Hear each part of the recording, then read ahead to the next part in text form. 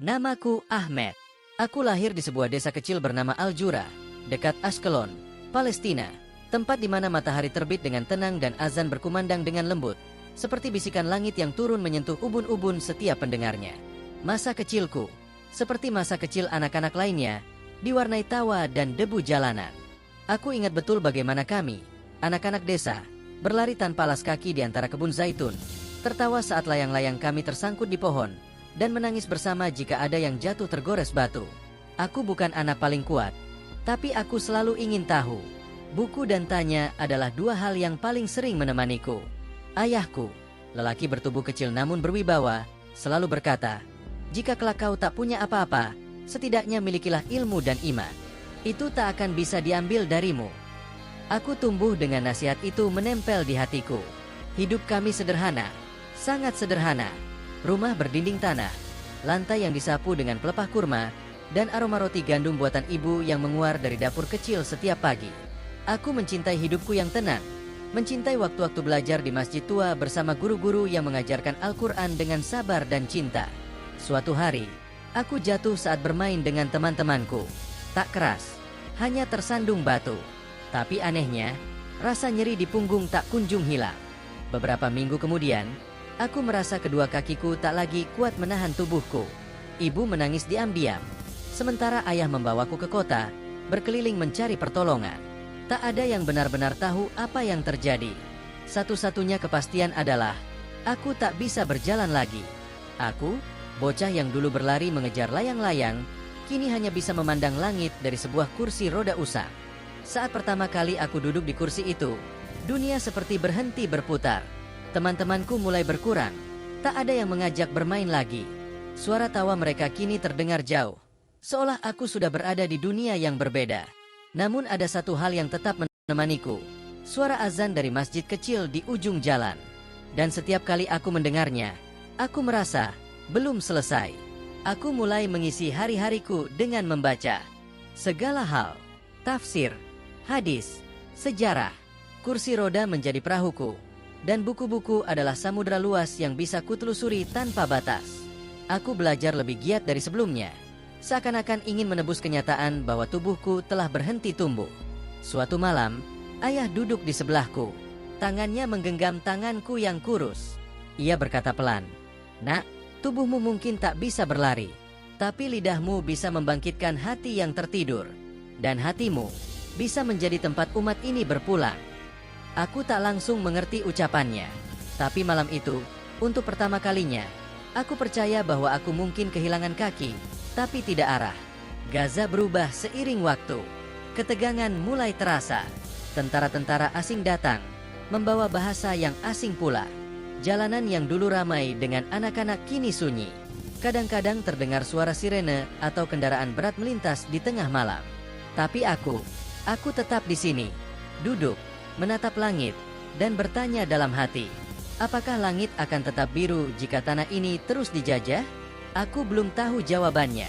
Yang ku tahu, aku masih punya hati, punya keyakinan, dan punya cerita yang belum selesai. Dan ini baru permulaan. Tapi tak seorang pun benar-benar siap menyambut permulaan yang gelap. Bahkan aku, langit Gaza, yang dulu biru cerah dan menyimpan aroma roti hangat serta harapan di pagi hari, perlahan berubah menjadi kelabu. Bukan karena awan, tapi karena sesuatu yang lebih berat dari hujan. Penindasan yang tak terlihat tapi terasa menggigit hingga ke tulang.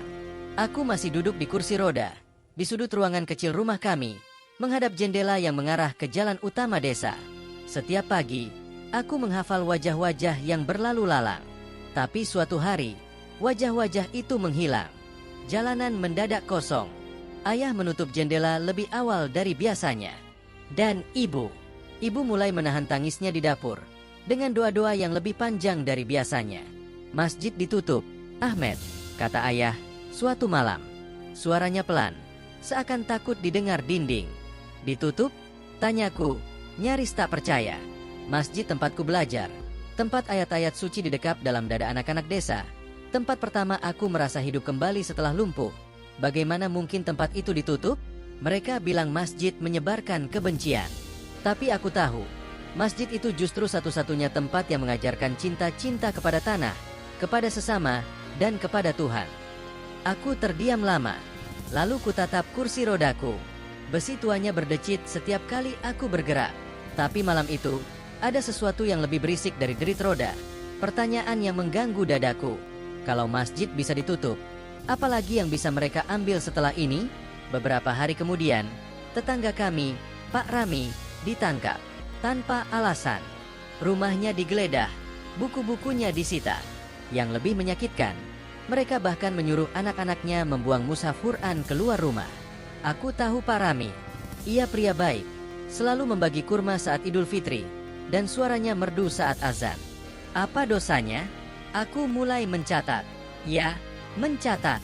Aku merasa ada yang harus dilakukan, meski hanya lewat pena. Aku tulis semua yang kulihat dan kudengar di buku harian kecil peninggalan ibuku. Hari ini, Gaza lebih sunyi dari biasanya. Langit masih kelabu. Tapi aku tahu, sesuatu sedang bergerak di bawah permukaan. Seperti bara yang ditutup pasir. Di luar rumah, suara sepatu-sepatu berat mulai rutin terdengar. Aku bisa mengenali langkah mereka dari jauh. Langkah yang tak membawa damai. Mereka menanyakan nama-nama, termasuk namaku. Tapi kursi roda ini rupanya cukup membuat mereka berpikir dua kali. Yang lumpuh tak berbahaya. Begitu mungkin pikir mereka. Mereka salah. Suatu malam, aku melihat dari jendela. Seorang anak kecil berlari membawa buku. Dikejar. Ia terjatuh. Bukunya terlempar. Tak ada yang menolong. Aku hanya bisa menatap dari balik tirai. Tangan menggenggam erat sandaran kursiku. Aku merasa sangat lemah.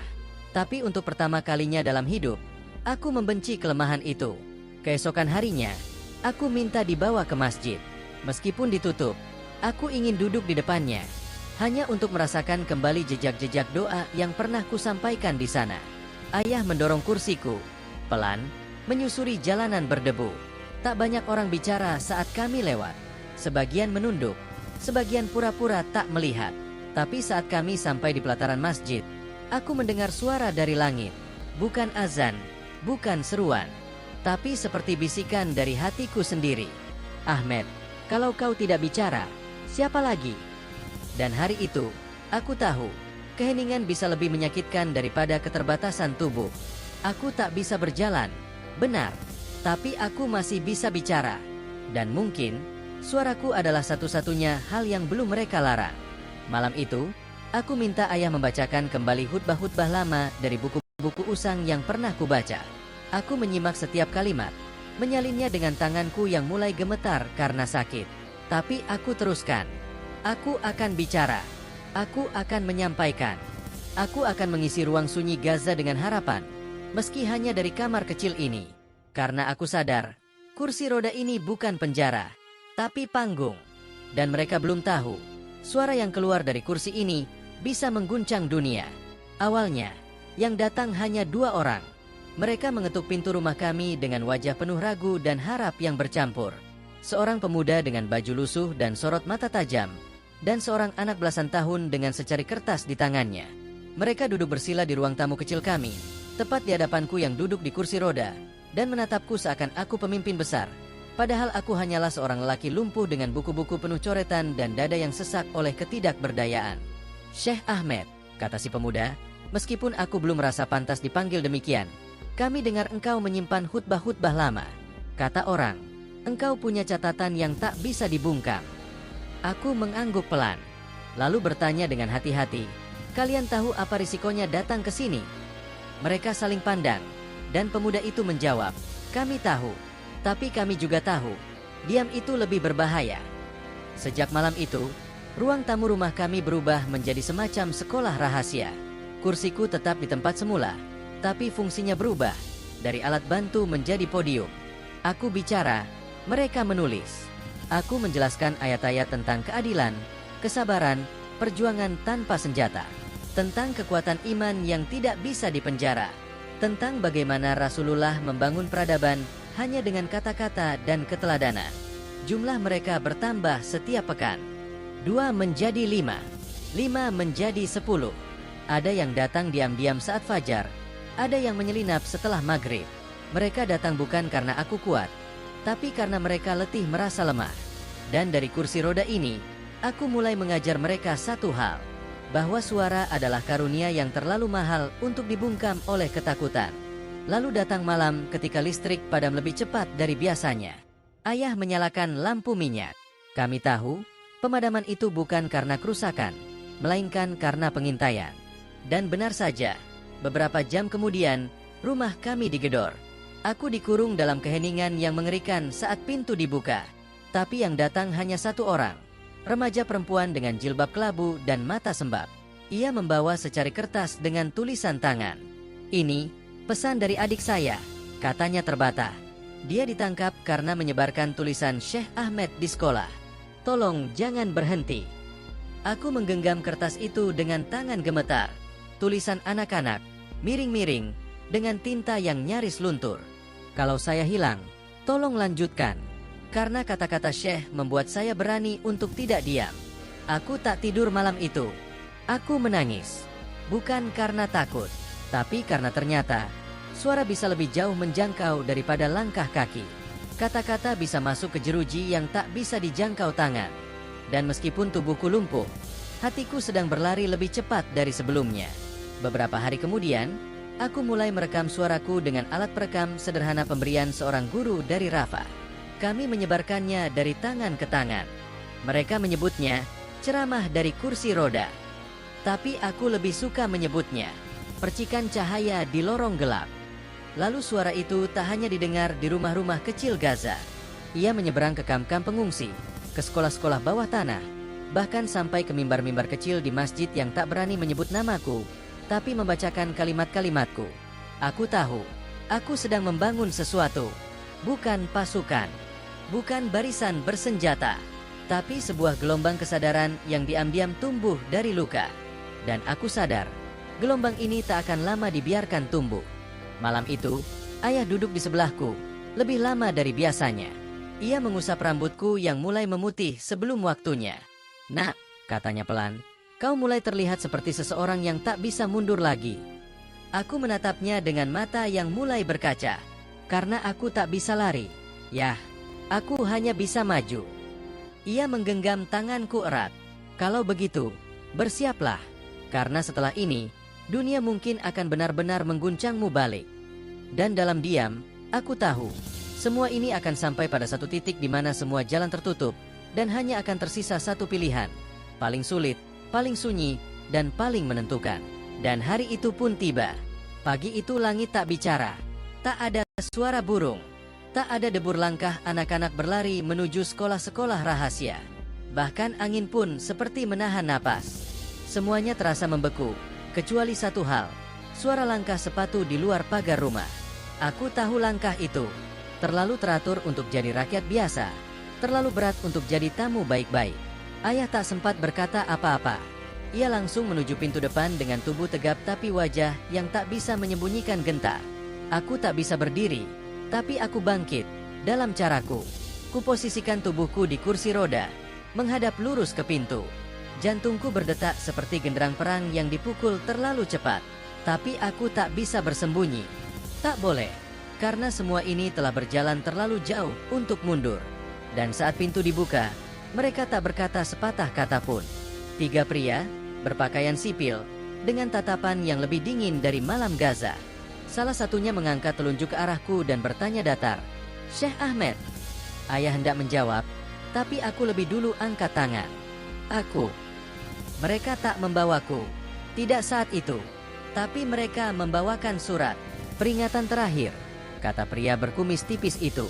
"Hentikan semua aktivitas. Jangan kumpulkan orang. Jangan siarkan suara. Jangan ajarkan apapun. Jangan sebut nama kami. Jangan sebut nama siapapun." Aku membaca surat itu. Tak ada kop resmi. Tak ada tanda tangan. Tapi bahasa ancamannya jelas dan tak perlu disandi. Setelah mereka pergi, ayah menatapku lama. Lalu duduk di sampingku dan menggenggam lututku, yang tak lagi bisa merasakan genggaman itu. "Kau masih bisa memilih untuk diam, Ahmed," katanya lirih. "Kita bisa pindah ke Rafah. Kau bisa terus menulis diam-diam. Kita bisa hidup lebih lama." Aku mengangguk pelan. Tapi hidup lebih lama bukan berarti hidup lebih baik. Yah. Malam itu, aku menyendiri. Tak ada pertemuan.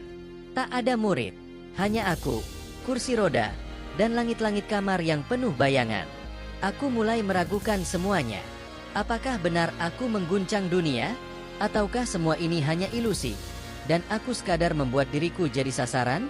Apakah kata-kataku benar-benar menggerakkan? Ataukah aku hanya sedang membangun menara dari pasir? Aku membuka catatan terakhirku, dan kulihat tulisan si anak kecil yang dulu ditangkap karena menyebarkan khutbahku. Tolong lanjutkan. Kata-kata itu membakar malamku. Seakan semua jalan memang tertutup, kecuali satu, menyampaikan suara ini kepada dunia luar. Tapi bagaimana? Gaza terkunci, surat-surat dicegat, rekaman disita, perjalanan lintas wilayah hampir mustahil, apalagi untuk orang lumpuh sepertiku. Lalu aku teringat sesuatu. Beberapa bulan lalu, seorang jurnalis dari luar negeri sempat datang ke Gaza. Ia tak berhasil mewawancaraiku langsung, karena situasi terlalu genting. Tapi ia meninggalkan secari kertas dengan alamat email dan pesan. Jika suatu hari engkau siap bicara ke dunia, kirimkan saja suaramu. Aku tak pernah menanggapinya. Tapi sekarang, mungkin itu satu-satunya jalan tersisa. Esoknya, dengan bantuan murid-muridku, aku mulai merekam pidato terakhir. Bukan untuk Gaza, tapi untuk dunia. Aku berbicara bukan hanya tentang penindasan, tapi tentang harapan. Tentang anak-anak yang masih berani menghafal surah dalam bayang-bayang senyap. Tentang guru-guru yang tetap mengajar meski tidak punya papan tulis. Tentang ibu-ibu yang menenun pakaian dengan benang iman. Kupilih setiap kata seperti seorang pejuang memilih pelurunya. Bukan untuk melukai, tapi untuk membangkitkan. Dan saat rekaman itu selesai, aku memejamkan mata. Karena aku tahu, sekali suara ini keluar, aku tak akan bisa kembali. Keesokan paginya, rumah kami dikepung. Tapi sudah terlambat. Rekaman itu sudah dikirim. Suara dari kursi roda itu, yang mereka kira mudah dibungkam, kini tengah bergema di luar tembok Gaza. Dan aku hanya menunggu. Bukan menunggu mereka datang, tapi menunggu dunia mendengarkan. Tak butuh waktu lama. Dalam 3 hari, rekaman suaraku sudah menyebar keluar perbatasan. Aku tak tahu bagaimana caranya. Mungkin dibawa dalam flash disk kecil yang disembunyikan di sela roti, atau dikirim lewat sinyal radio gelap yang menyelinap di celah-celah sensor. Tapi aku tahu itu berhasil, karena pagi itu, untuk pertama kalinya, surat kabar luar negeri memuat namaku. Syekh Ahmed, suara dari kursi roda yang mengguncang Gaza. Aku tak percaya ketika seorang pemuda membacakan berita itu di ruang tamu. Kata-kata yang dulu hanya mengendap dalam dinding kamar kini berputar-putar di layar digital, di layar-layar televisi. Bahkan, kata mereka, di tengah perdebatan para diplomat. Ayah menatapku lama. Kali ini, bukan dengan ragu, tapi dengan mata yang penuh haru. Anakku, katanya pelan. Dulu aku takut suaramu membahayakan kita. Sekarang aku tahu, suaramu telah menyelamatkan lebih banyak orang daripada yang bisa kulindungi seumur hidup. Tapi bukan hanya dunia yang mendengar. Rakyat di sini, yang sebelumnya hanya diam karena takut, kini mulai bicara. Para guru kembali membuka kelas-kelas kecil dengan bahan ajar dari rekamanku. Di kamp pengungsian, anak-anak menggambar kursi roda dengan sayap dan menulis namaku di bawahnya. Di masjid, khutbah-khutbah kembali lantang, mengutip ayat-ayat yang dulu kami pelajari secara sembunyi-sembunyi. Dan yang paling menyentuh, seorang remaja perempuan datang kepadaku dengan mata berkaca. Adik saya yang dulu menulis surat untukmu, dia bebas, Syekh. Dan sekarang dia ingin jadi guru. Seperti engkau. Aku hanya bisa tersenyum, karena kata-kata itu terlalu dalam untuk ditanggapi dengan kata-kata lain. Hanya air mata yang pantas mewakili rasa syukurku. Tentu, ancaman tak berhenti. Rumah kami tetap diawasi. Nama kami masih masuk dalam daftar pengawasan.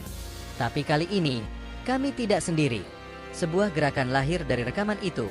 Gerakan tanpa senjata, tanpa kekerasan, tanpa teriakan. Gerakan yang hanya menggunakan 3 hal. Pena, suara, dan iman. Kami menyebutnya Harakat Al-Kalimah, gerakan kata. Murid-muridku menyebar, bukan untuk berperang, tapi untuk menyalakan api berpikir. Mereka membawa khutbah, tulisan, rekaman, bahkan puisi. Dan di tengah segala keterbatasan, Gaza menjadi lebih hidup dari sebelumnya. Aku tetap di kursi rodaku. Tapi sekarang, kursi ini bukan hanya tempat duduk. Ia menjadi pusat kendali. Dari sinilah strategi disusun. Dari sinilah arah dibimbing. Dan dari sinilah aku menyaksikan bagaimana benih yang kutanam dengan air mata mulai tumbuh di tanah yang keras. Suatu sore, angin Gaza bertiup lembut. Matahari condong ke barat, menyinari jalan-jalan kecil yang dulu sunyi, kini dipenuhi langkah-langkah penuh harap. Di sekelilingku, anak-anak membaca puisi di bawah pohon zaitun. Seorang pemuda memimpin diskusi tentang sejarah. Seorang ibu menyampaikan kisah nabi-nabi kepada kelompok kecil perempuan. Aku menatap semua itu dan berkata dalam hati, beginilah kemenangan datang. Bukan dengan gemuruh, tapi dengan gemetar. Bukan dengan ledakan, tapi dengan suara yang terus bertahan meski dibungkam. Aku telah memilih satu jalan, yang tersisa, yang paling sulit, yang paling sunyi. Tapi jalan itulah yang akhirnya membuka ribuan pintu. Aku tak tahu berapa lama tubuhku akan bertahan. Tapi aku tahu, suara ini telah hidup di luar tubuhku. Ia tak bisa dimatikan. Ia tak bisa dilumpuhkan.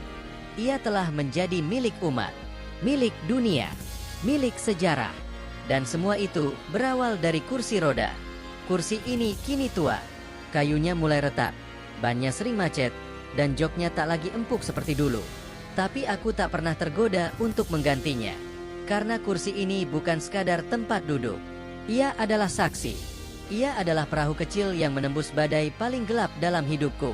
Suatu pagi, ketika Fajar masih malu-malu menyapa Gaza, aku terbangun dengan rasa aneh di tenggorokan.